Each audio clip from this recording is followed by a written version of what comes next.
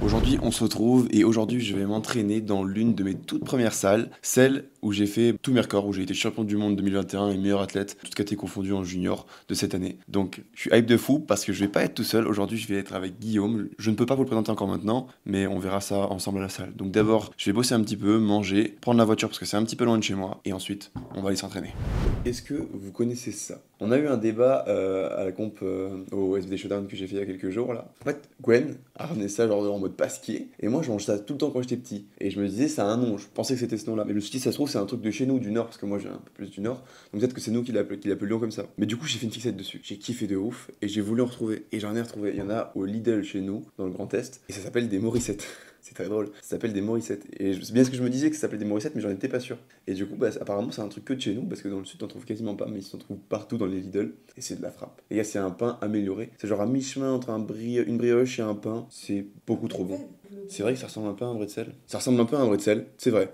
Et bref, les gars, ceux qui mangent leur bretzel là, dans les trucs en plastique ronds là, C'est pas du bretzel. je suis désolé, faut que je vous le dise. Il vaut mieux l'entendre tout de suite parce que c'est pas possible, c'est pas du bretzel. Ça pue du, et on bip le troisième mot. Par contre, les vrais bretzels, genre en forme de, un peu en cœur comme ça, tressé, ça mon gars, c'est une dinguerie. Bon bref, du coup, je mange full ça, et je pense que mon sandwich du midi il va subir un petit swap. On va prendre le pain, la baguette, et on va mettre ça. Voilà. Bon, Pasquier, il faut juste en sortir une version XXL s'il vous plaît, parce que les petites Morissettes de 50 grammes, ça pète un peu les mais si vous m'en faites une grosse de 300 grammes, sachez que vous aurez au moins un client par jour. Alors attendez, là, je suis en train de choisir mon café. Est-ce que je prends 2 petits ou 2 grands? Ouais, je suis dans le mood de grands. Ouais. Faut que je vous montre un truc. Un truc dont je suis peu fier. Regardez. Édition collector Dofus. Et pour aller plus loin, je vais cacher le numéro, on sait jamais, peut-être qu'il a encore un intérêt. Hein. J'ai une carte Dofus Premium. Vous avez ça, vous? Vous avez ça, vous? Regardez le banger. Un petit coffret avec plein de trucs dedans. Le jeu en ligne numéro 1 en France. Pour ceux qui savent, j'étais au collège, sur mon vieux téléphone, j'avais installé Dofus Pocket et je pouvais regarder mon inventaire, le nombre de kamas, si j'avais vendu des trucs en HD. Un Dofus, regardez-moi ça. Non mais s'il vous plaît, pour les prochains décors de vidéo, sachez qu'à chaque fois que je ferai une vidéo, il y aura ça dans mon décor. Si je dis pas de bêtises, c'est le Dofus Eben, et c'est ça, regardez, Dofus Eben. En vrai, c'est un petit banger dans un décor ça. Des pubs, je sais pas ce que c'est. C'est sur une BD Dofus apparemment. Plein de pubs. Une carte c'est de Wakfu TCG, un truc comme ça. Les CD. Mais attendez, parce que hier, du coup, j'ai retrouvé un CD. Le CD avec toutes les chansons de l'âme des 12. Je vais vous montrer la plus iconique, vous allez bien comprendre. Elle est incroyable, cette musique. Et des cartes, du coup, il y avait 3 cartes dedans. 2 que j'ai perdues, une Dofus Premium, une pour un mois d'abonnement et l'autre pour des Ogreen, je crois, ou un truc comme ça. Et attendez, regardez. La carte du monde des 12. Non, en vrai, c'est un banger, regardez-moi ça. Il y a la Merdasse, la Mercantile, l'île du Minotaure, Brakmar, Bonta. Vous étiez dans quel... Attends, vraie question. Vous étiez dans quel clan? Brakmar ou Bonta? Attention, il n'a qu'une seule bonne réponse. Bref, je suis trop content. Tout ça, ça ira clairement dans mon petit décor que je vais faire. Genre peut-être, je dis bien peut-être, que ça va reprendre Twitch sérieusement. Donc ça ira dans mon décor.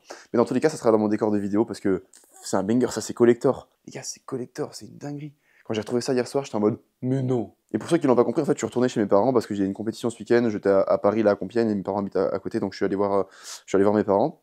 Donc j'ai passé quelques jours là-bas, et je suis retourné dans ma chambre d'enfant, et bah, j'ai retrouvé ça. 2009, les gars. 2009. En 2009, je jouais déjà à Dofus depuis... Bah, j'avais 9 ans, et je jouais déjà à Dofus depuis un petit moment, je pense. C'est fou, j'ai commencé à jouer à Dofus à quel âge? Déjà, dites-vous que j'ai joué en 1.29, alors que je suis en 2000, et que ça a commencé en 2009, Dofus 2.0. Ça veut dire que j'ai probablement commencé à jouer à Dofus, je devais avoir 7 ans. 7 ans. Donc les gars, si j'ai commencé quand j'avais 7 ans, en 2007, là on est en 2025, 7 moins 25, ça fait 18 ans que je joue à Dofus.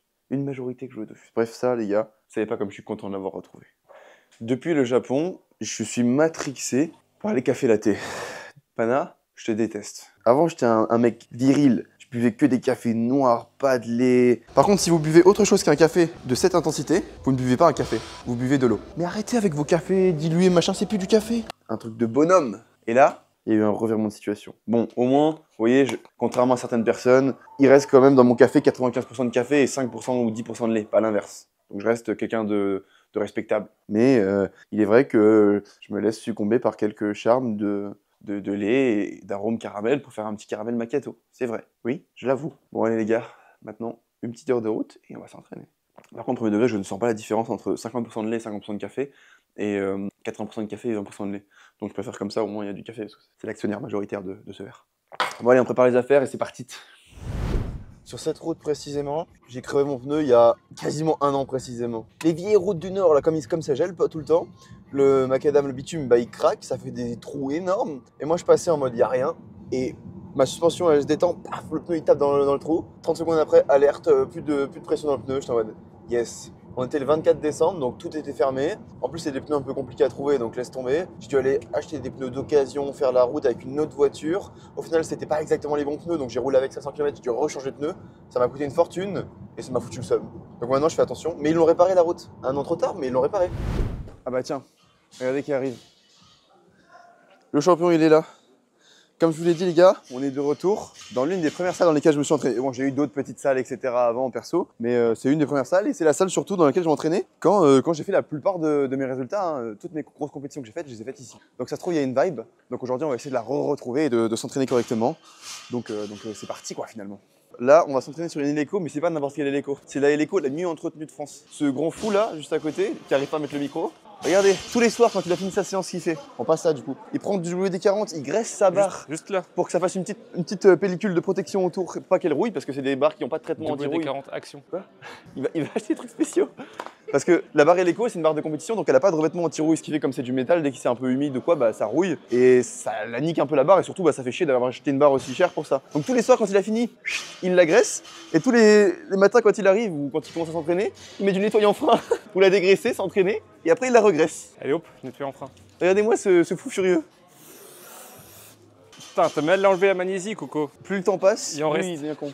T'as dit quoi? Il reste. J'ai enlevé la magnésie. Hein. Non, là, il y en a. Il y a un dans les petits trous. Ah ouais.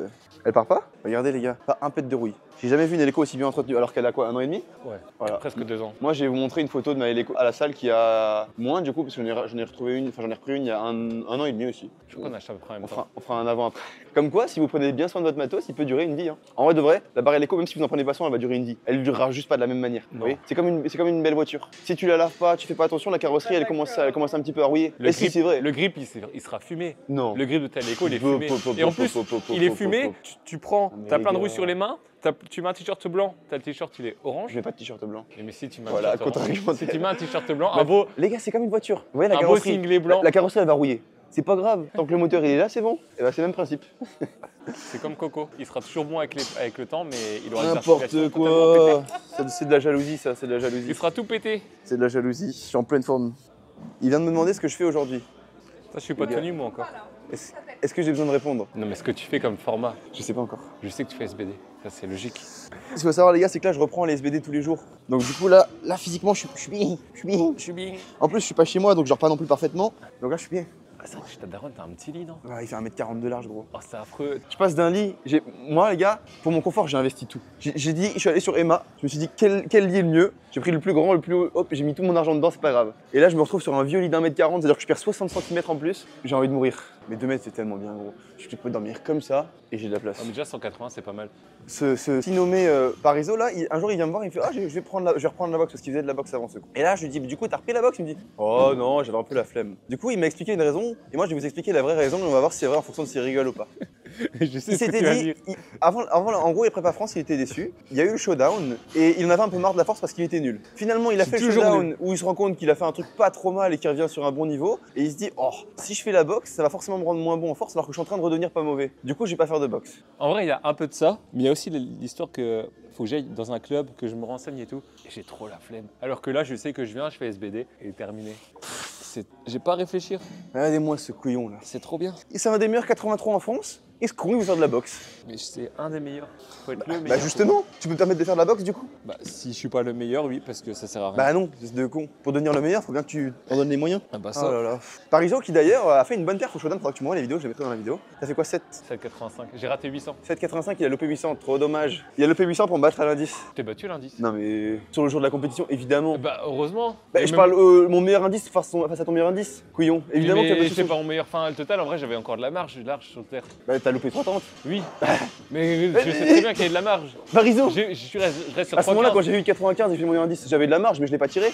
Ce qui compte, c'est d'avoir fait, pas de pouvoir Non, le faire. t'avais pas de marge. Bien sûr que j'avais de la marge. Ah, non. Si, j'avais de la marge au bench, parce que je me suis fait refuser 2,12. Donc arrête de trouver des excuses. Je t'ai connu plus réaliste. T'inquiète. On verra la prochaine compète. On verra après.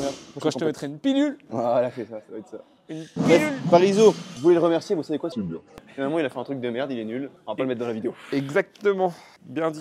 Bon, allez. Je finis un petit peu. Bon, moi aujourd'hui, le plan, c'est d'essayer de rélargir un peu ma stance parce que dernièrement, je trouve que je squatte un peu trop serré. Et je pense que ça m'aidait pas trop pour la depth. Et avant les France, j'ai resserré ma stance parce que j'ai un peu mal aux hanches et au dos. Et je me suis rendu compte qu'en vrai, en termes de depth, ça m'encule tout, même si je me sens moins bien forcément, parce que je les sens plus en étant large. Donc je vais essayer de rélargir ma stance et de voir si je me sens un peu confortable comme ça. Donc on va voir ce que ça dit techniquement, mais ça va être le but un peu de la séance. Moi, le but de la séance, c'est de fumer coco. La mobilité, les gars. Je suis mobile. Regardez ça. Je suis éclaté. Oh, la séance d'hier, je l'ai encore bien dans les pattes là. Je suis raide. Là, Regardez-le, il me vanne. Ça fait 45 minutes, il est en train de tirer sur un élastique pour s'échauffer. c'est pour la rotation, coco. Ouais, la rotation de mes la rotation de la planète Terre. Ça m'aide beaucoup trop. Ça fait du bien. Ça craque. En plus, avec ta hauteur de nain là. Tu mets quelle hauteur? 17. T'es sûr? Ouais. T'es sûr de cette info? Tu mets combien sur le Lego? 16. Oui, peut-être alors. Mais pourquoi tu fais le connaisseur comme ça? Tu veux m'apprendre? Les gars, ce que vous savez pas, c'est que c'est moi qui ai introduit ce petit con à la force. Ça, c'est pas faux. On a commencé, on était en passesse ensemble, et un jour il vient me voir après après rentrée, il me fait mais toi tu fais de la muscu non? Et je fais pourquoi? Il me fait je sais pas, ça se voit la manière dont tu marches. Marcher avec un balai dans le cul. N'importe quoi. Et du coup, à partir de là, bah, on s'est entraîné ensemble. Le petit brocoli. On est devenus collègues. Collègues. On est devenus colocs. Bref, mon coloc serait-il une sacoche? Tu connais ou pas la vidéo? Je vais te la montrer, elle est incroyable. Et ensuite, bah, du coup, il s'est mis à la force, ce con. Et maintenant, il essaye de me battre. Je t'ai battu. C'est fou ça. On va sur OpenIPF? Voilà, merci. Si tu prends nos derniers Toto, On va sur OpenIPF? bah vas-y. On va sur OpenIPF. On va sur, On regarde qui est le meilleur. On va sur Open Powerlifting plutôt. Oui, si tu Et on veux. regarde le dernier total en date. D'accord. Mais on regarde le meilleur total fait, tout simplement. Non, ça c'est nul ça. Voilà. Oh, le chinois. Bref, regarde, je te montre. Mon coloc serait-il une sacoche? Ça m'étonne que tu connais pas ça. Toi qui a passé beaucoup trop de temps sur internet. Si, j'ai déjà vu. Je vais vous faire contrôler quand même. Le petit 8-5, tranquille, c'est bon? Il faut que j'étire mes adducteurs et mon piriforme droit. Sinon, j'arrive pas à descendre. Petit étirement en actif. J'étire et je contracte. Très important. T'as raison. Enfin, un domaine où t'es actif. Oh oui. Piriforme. Oh putain. Alors, il a pas fait barre vide, le con. Il va se faire mal. Oh putain. Oh. Je suis bien raide. Bon, je vais me filmer des 120 parce que, comme je te dis, j'ai un peu mal au dos et je veux voir si je fais pas trop sur la depth ou à l'inverse, si du coup, parce que je suis un peu gêné, je me sens pas bien. Donc, ça me permet d'avoir un petit peu un feedback en fait, simplement. Même si évidemment, à 120, tout devrait plutôt bien se passer. Bon, ça part pas comme la meilleure séance de ma vie. À 120, j'ai de nouveau mal. Qui évidemment, à 120, bien se passer. Mais bon, on va voir ce qu'on peut faire aujourd'hui. Dans tous les cas, ça va vous montrer un petit peu comment ça se passe. Quand il y a des séances qui se passent pas super bien, il faut toujours trouver une solution pour faire quelque chose de cool. Donc là, on va voir ce qu'on peut faire aujourd'hui. Et ben moi, je suis déjà bien détrain, mais je vais fumer coco. C'est tout ce que je veux. Même poids que coco. Guillaume, Tu vas mettre quoi, tu penses? 170. Bah je mettrais 270. Mais non, pas 270, je viens de dire que je mets 170. Et toi, t'as un problème d'ego, hein. Oui. Il faut. Oui, c'est le concours. Il veut faire absolument un concours de beat. C'est le concours de zizi.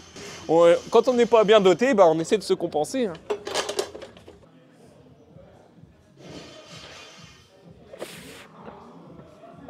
Bon, ça a l'air d'aller, donc on va voir. De toute façon, là, pour m'économiser, ce que je vais faire, c'est que je vais faire des ramp-up. Donc, je pense que je vais faire un 3x2 jusqu'à 2,70. On va voir 2,20, 2,45. Et si ça se passe bien, 2,70.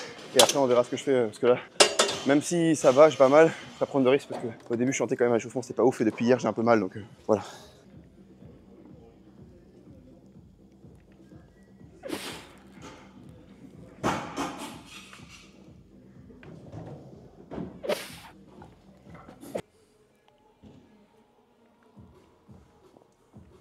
Allez là, on y va. Allez.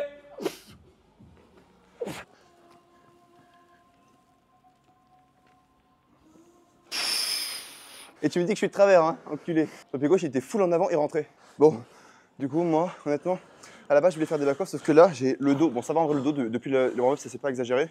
Mais j'ai aussi les coudes qui commencent un petit peu à venir. Comme j'ai enchaîné du low bar 3 jours, donc je vais pas faire de dinguerie. Sinon, bah, c'est bien, je vais pas faire une bonne séance aujourd'hui, mais demain, je vais rien faire. Donc là, je vais tempo. Demain, je ferai un peu d'high bar probablement. Et comme ça, comme ça, vendredi, je serai bien. Et on pourra voir après ce que je vais faire. Mais là, de toute façon, le but, c'est juste de pouvoir un petit peu prendre ses repères sur une semaine. Parce que j'ai plus l'habitude de m'entraîner tous les jours, donc voir un petit peu ce que je peux tolérer. Donc je vais pas faire de dinguerie. On est en semaine 1 de vlog, post-compétition. Le but, c'est juste de pouvoir accumuler du volume. Chose que j'ai déjà beaucoup faite parce que depuis. Là, on est mercredi. J'ai déjà fait 11 séries de squats. Donc voilà, ça commence à faire. Donc je vais passer tranquillement au bench. Pas faire de high bar. J'en ferai demain, je pense. Ou demain, Enfin, en fait, je verrai un peu comment je me sens parce que là, je vous avoue que je fais un peu au feeling par rapport au fait que tout simplement j'ai eu la compétition, que là, il y a beaucoup de facteurs qui sont pas normaux. Donc, j'essaie juste de voir où est-ce que j'en suis un petit peu d'un point de vue physique. Voilà. Donc, c'est une petite semaine de découverte finalement, d'exploration. Pour vous expliquer un petit peu mon choix derrière le fait de vouloir écarter un petit peu ma stance, en fait, je suis parti d'un constat que sur toutes mes compétitions où j'avais vraiment la def large et que des blanches et c'était facile,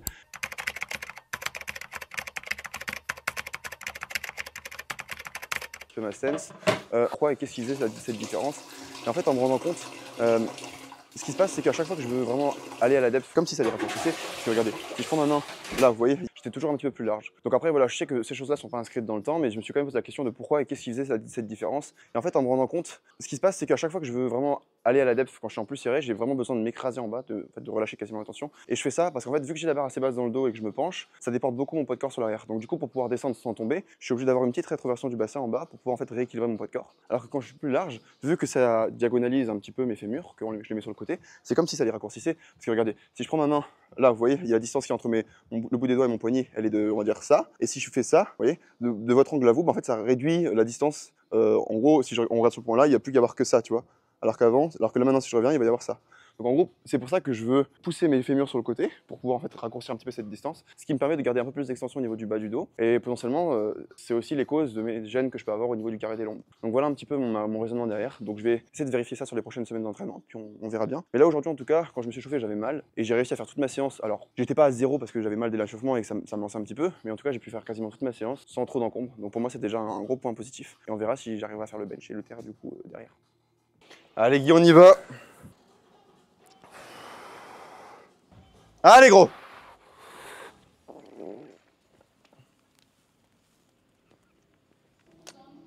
Oui. On enchaîne.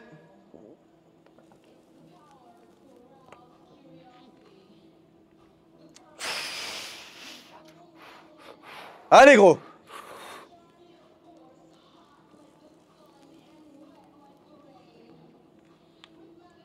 Allez. On y va. Quel enculé. Et après on dit qu'il n'y a pas de concours de beats. J'en ai fait 2, il a juste voulu en faire 3. C'est dégueulasse. Regardez, les powerlifters, comment ça C'est fonctionne. dégueulasse. Je vais remettre les genouillères et je vais en faire 4. Quoi? Je dis, je vais remettre les genouillères et je vais en faire 4. Les gars, concours de beats, je vous l'ai dit. J'en ai fait 2 et monsieur Pareto, ils vont faire 3. Après, les RPE aussi. Similaire. Cette tête en gros plan, si vous n'avez pas les yeux là, après un set, incite pas les gens à faire n'importe quoi, toi. c'est que vous n'avez pas assez forcé. Regardez, non mais regardez, venez voir juste parce que c'est super drôle. La caméra. Ça, Ah, faut que je me bouche. cette trace là par terre. Il y en a C'est pas, plusieurs. c'est pas de la sueur, c'est une larme. C'est une larme de Guy. Il pleure pendant la fête. Ça fait des traces. Ça se voit. Je vais bien dormir ce soir. Moi j'ai pris un peu d'avance, j'ai commencé à bencher. Parce que par exemple il est nul au bench. Donc du coup je vais pas attendre, sinon on va retourner, ça va être relou. C'est vrai. Vu qu'il me tacle, je lui rends pas. Donc j'ai un ramp up au bench. Prévu 170, 177, 185 x2. Et après je verrai comment vont mes coudes du coup à cause du squat. Et peut-être que je ferai un peu de back off. Première série du ramp up en x2 à 170. Je me dépêche parce qu'il y a Parisot qui passe.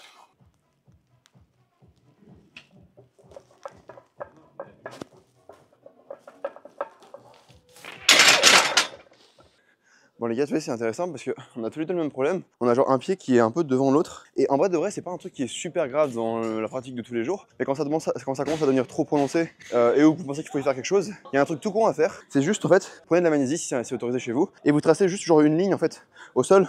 Et comme ça, vous mettez vos pieds des deux côtés dessus, genre devant ou derrière le pied. Le mieux c'est devant, comme ça quand vous regardez vite devant, vous pouvez voir. Et si vous tracez juste une ligne de magnésie hop devant des deux côtés, ça va vous permettre de vous remettre droit et en fait de pas avoir besoin d'y penser. Parce que si vous n'avez pas l'habitude d'être droit, lorsque vous allez être droit, vous allez avoir l'impression d'être de côté. Et ça, du coup, c'est un truc tout con, mais ça peut vous permettre justement sur les échauffements ou quoi de se forcer un petit peu à faire ça et de reprendre un peu cette normalité d'être droit. C'est comme les gens qui sont pas droits sur le banc. Des fois, il y a des gens qui sont de côté, ils ont l'impression d'être droits. Bah, le fait juste de se forcer d'avoir quelque chose de proprioceptif et quelque chose de fixe qui nous dit là je suis droit ou là je suis pas droit, ça permet d'éviter de croire et du coup de prendre sa perception comme quelque chose de vrai ou de faux. Donc c'est beaucoup plus objectif.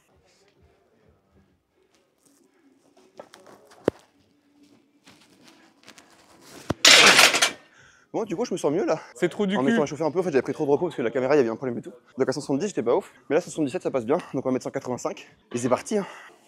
Allez, c'est parti sur le top 7.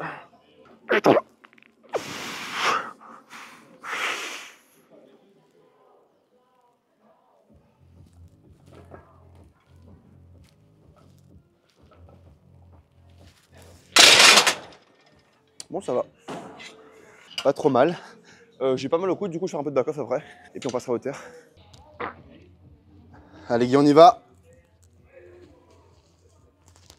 Oui.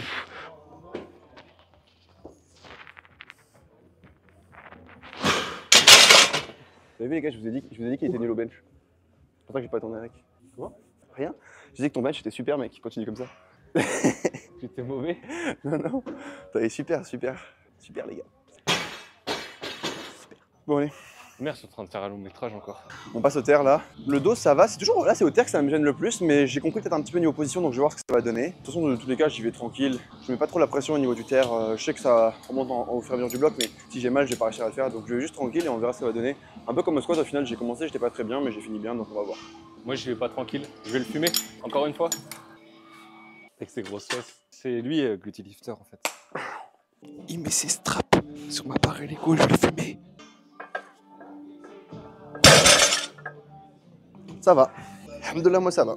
On y va sur la dernière série. Le dos est ok. Donc on va la faire, on va voir. On verra après la série. Je sens que ça commence à tirer un peu, mais en même temps je vais mettre plus de tension qu'hier. Parce qu'hier je me suis arrêté à 2,60. Donc voilà, il faut y aller progressivement et on verra bien à la fin de cette série. Allez, on tire là.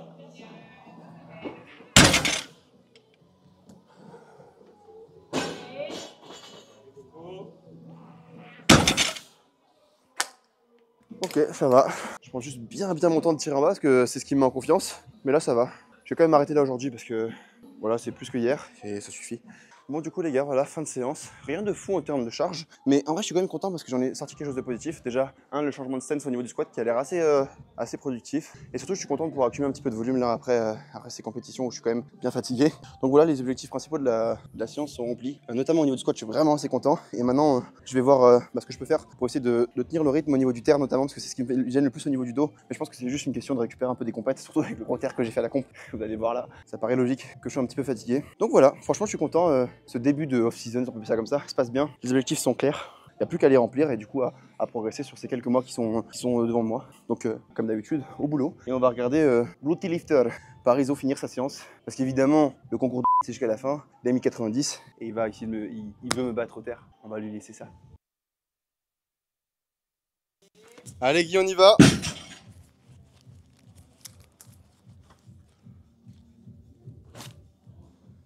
Allez gros, la deuxième. Allez. On finit.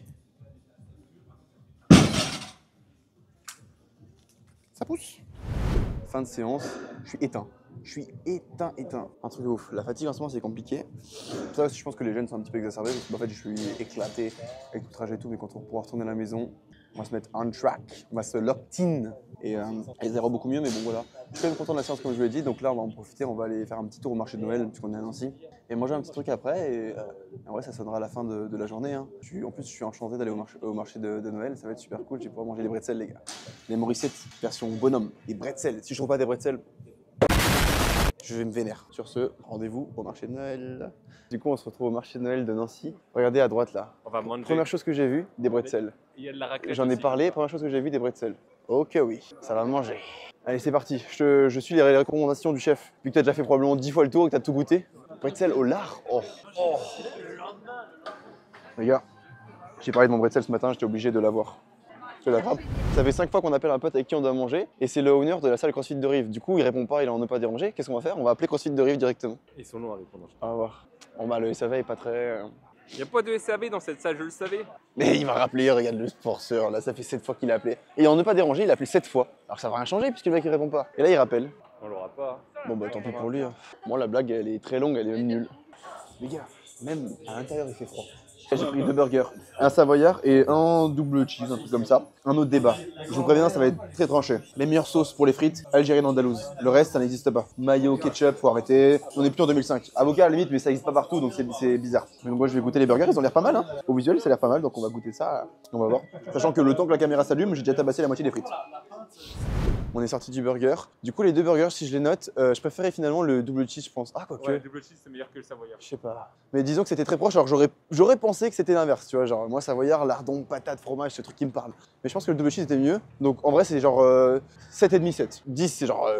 Ouais. 7,5, 7. Mais pour le prix, c'est très bien. Genre, c'est 11 € le burger, franchement, le rapport qualité-prix est vraiment pas mal. Avec les frites. Avec les frites. Menu 11 €. Et les sauces sont pas mal, il y a une petite sauce avocat qui est pas mal. Non, franchement, les gars, Voilà la petite sauce avocat. c'est validé. Il fait chaud. Et regardez-moi surtout. Il fait 1 degré. J'ai froid, je suis congelé. Est-ce que je suis en train de trembler? Non. Bon, allez, c'est parti. Voilà. Fin de la journée. On a mangé, du coup, c'était pas mal. On a voulu trouver un dessert. Les gars, il n'y avait plus rien. Pas de glace au chocolat. J'ai envie la petite glace au chocolat qu'il y a au Aldulaise. Kinder Bueno. Tu remplaces la boule vanille par caramel beurre salé. Enfin, bref, on va rentrer à la maison, quoi. Non, en vrai, c'était cool. On a passé une bonne petite journée. Juste, c'est un peu écourté parce qu'il caille sa mère dans ce pays. Il fait 3 degrés. Moi, je suis en short. J'avais pas anticipé le fait qu'on allait venir là. Je savais pas qu'on allait venir là. Et là, du coup, il fait froid de fou furieux. Donc on est rentré vite parce qu'on n'en pouvait plus. Et voilà, là, on est sur le chemin du retour. Et voilà, quoi. Petite séance tranquille. Donc voilà, une petite heure de route, retour, avec du chauffage. Et ensuite, on va probablement travailler un petit peu et dodo. C'est le planning de la fin de journée.